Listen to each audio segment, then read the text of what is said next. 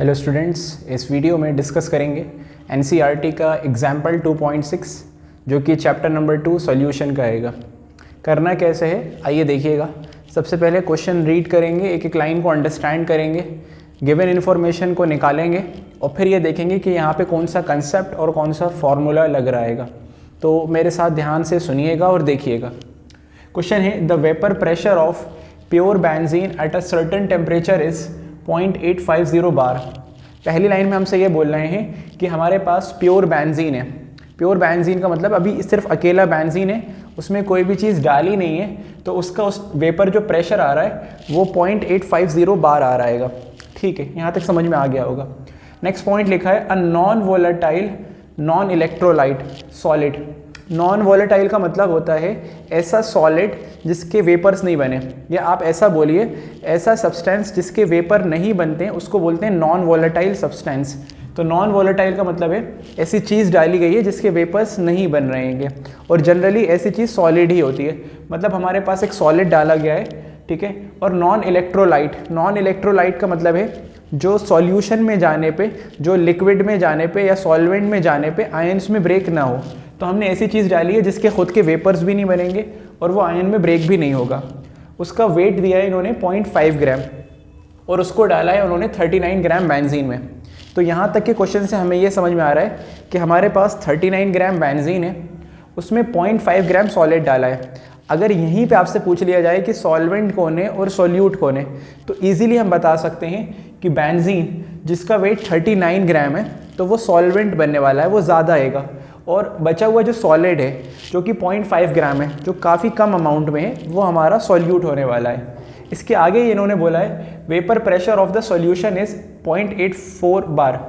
इसका मतलब ये है, देखो पहले हमारे पास सिर्फ बेंजीन था, तो बेंजीन का वेपर प्रेशर था 0.850 बार, लेकिन आपने उसमें एक सॉलिड चीज़ डाली, इसकी वजह से वेपर प्रेशर घट गया और वो घट के हो गया है 0.845। इसका मतलब ये है, और आपने ये कंसेप्ट पढ़ा भी होगा कि अगर कोई सॉलिड चीज़, अगर कोई नॉन वोलेटाइल चीज़ लिक्विड में डालते हैं तो लिक्विड का वेपर प्रेशर घटता है, लिक्विड का वेपर प्रेशर घट जाता है। हमसे पूछा जा रहा है जो हमने सॉलिड डाला है उसका मोलर मास क्या होगा। पूरा क्वेश्चन पढ़ने के बाद आप ये रिकॉल करो कि ये कौन से कंसेप्ट से रिलेटेड है। पहले कंसेप्ट आना चाहिए, फिर फॉर्मूला आना चाहिए। तो हमें ये समझ में आ रहा है कि एक पहले प्योर सॉल्वेंट था, उसका कुछ वेपर प्रेशर था, फिर हमने उसमें कोई सॉलिड चीज़ डाली जिससे वेपर प्रेशर घट गया है, उस सॉलिड का मोलर मास पूछ रहे हैं। तो ये जो पूरा क्वेश्चन है it is the concept of, ये जो क्वेश्चन है ये relative lowering of vapour pressure पे बेस्ड है। पहले ये क्लियर कर लो, ये पूरा question relative lowering in vapour pressure जो कि कॉलिगेटिव प्रॉपर्टी नंबर 1 है उस पे बेस्ड हैगा। ठीक है, तो आइए स्टार्ट करते हैं। हमें ये पता है, सुनो, कि relative lowering in vapour pressure जो होता है इट इज़ इक्वल टू, किसके बराबर होता है, it is equal to mole fraction of solute.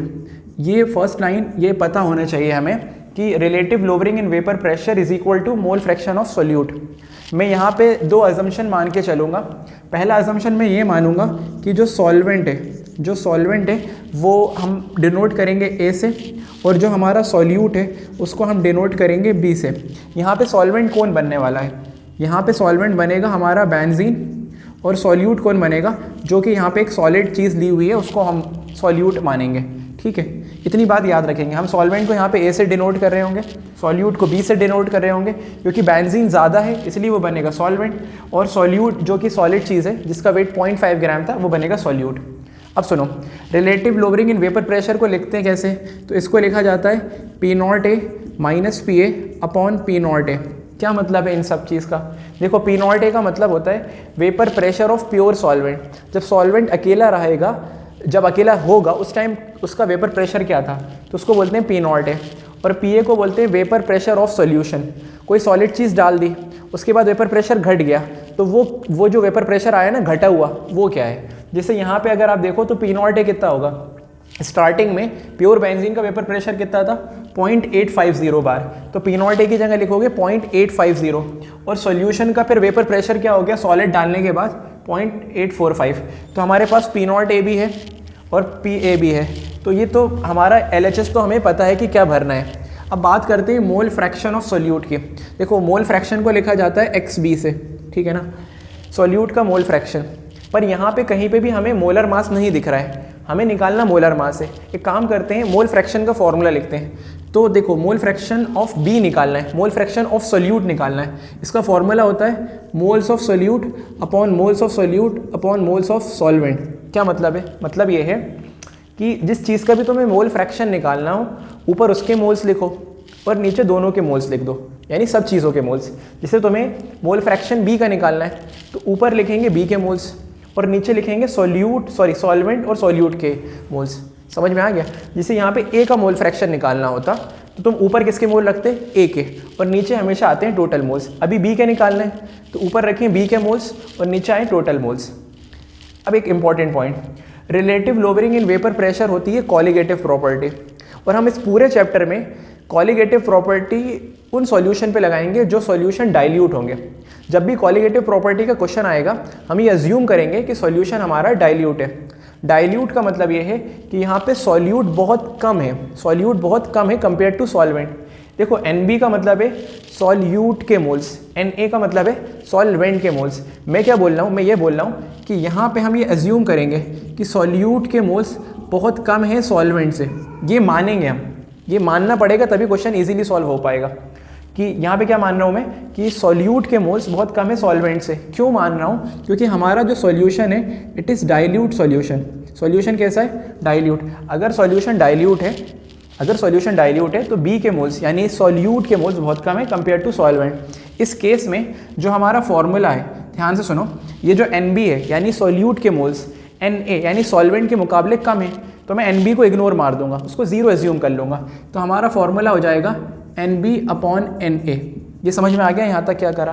पहले मोल फ्रैक्शन लिखा, फिर मोल फ्रैक्शन की वैल्यू लिखी, फिर NB को इग्नोर किया क्योंकि NB की वैल्यू Na के कंपैरिजन में काफ़ी स्मॉल थी। अब एक और चीज़, ये है मोल्स और ये भी है मोल्स। ये है बी के मोल्स यानी कि सॉल्यूट के मोल्स और ये हैं सॉल्वेंट के मोल्स। तो मोल्स निकालने का फॉर्मूला क्या होता है? Given weight upon molar mass. सीखा होगा आप लोगों ने, given weight upon molar mass. ठीक है, क्योंकि हम बी के निकालना है तो यहाँ पे आएगा BB। अब ए का बोलो फॉर्मूला क्या होगा? ए के मोल्स निकालने का formula given weight upon molar mass. यहाँ तक सही है? इसको थोड़ा सा अरेंज कर लेते हैं, थोड़ा खूबसूरत दिखेगा।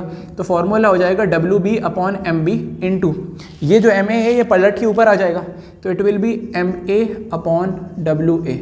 शायद आपको समझ में आ गया होगा। देखो ये जो चीज़ है ये पूरी चीज़ बराबर है इस पूरी चीज़ के, तो हमें इस चीज़ का यूज़ करना है और इस चीज़ का यूज़ करना है। आइए वैल्यू रखते हैं, देखते हैं। देखो P0 क्या था? Vapour pressure of pure solvent. जब सॉल्वेंट अकेला था यानी बेंजीन अकेला था उस टाइम पे वेपर प्रेशर कितना आ रहा था? 0.850।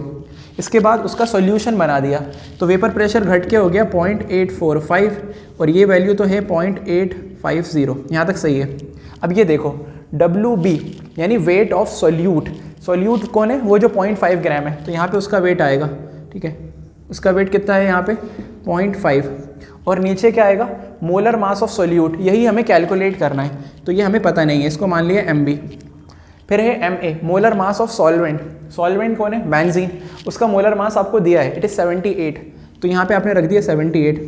और फिर बोला जा रहा है वेट ऑफ सॉल्वेंट कि सॉल्वेंट हमने लिया कितना है, तो हमने सॉल्वेंट कितना लिया था? 39 ग्राम, तो यहाँ हमने रखा 39।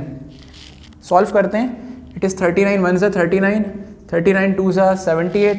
ठीक है, ये 0.5 है और ये 2 है, तो 0.5 का डबल मतलब 0.5 इंटू 2 हो जाएगा 1, है ना? ये 2 है, 0.5 मतलब आधा, 2 का आधा कितना हो जाएगा? 1, तो ये हो जाएगा 1 अपॉन MB। समझ गए होगे? फिर इसको सब्ट्रैक्ट करेंगे तो ये आ जाएगा 0.005 अपॉन 0.850। यहाँ तक सही है? अब देखो ये 3 नंबर के बाद पॉइंट है और यहाँ भी 3 नंबर के बाद पॉइंट है, तो ये पॉइंट से पॉइंट कैंसिल हो गया। ठीक है, ये MB इधर आ गया और 850 उधर चला गया, तो यहाँ पे हो जाएगा 5 टाइम्स MB और ये हो जाएगा 850। हमें क्या निकालना है? MB molar mass of solute. तो MB हो जाएगा आपका 850 अपॉन 5। इसको आप कैंसिल कर लेना तो इट विल बी 5 1 ज़ा 5, यहाँ पे आया 3, 5 7 ज़ा 35 और ये 0, तो आंसर है आपका 170। हमें निकालना था मोलर मास, यूनिट होती है मोलर मास की ग्राम पर मोल। सो ये था आपका आंसर 170 ग्राम पर मोल। कंसेप्ट इस पूरे में लग रहा था relative lowering in vapour pressure. तो इस क्वेश्चन को करने से पहले अगर आपको नहीं पता है तो आप relative lowering in vapour pressure पहले पढ़ लेना, फिर ये क्वेश्चन बड़ी आराम से हो जाएगा। Thank you.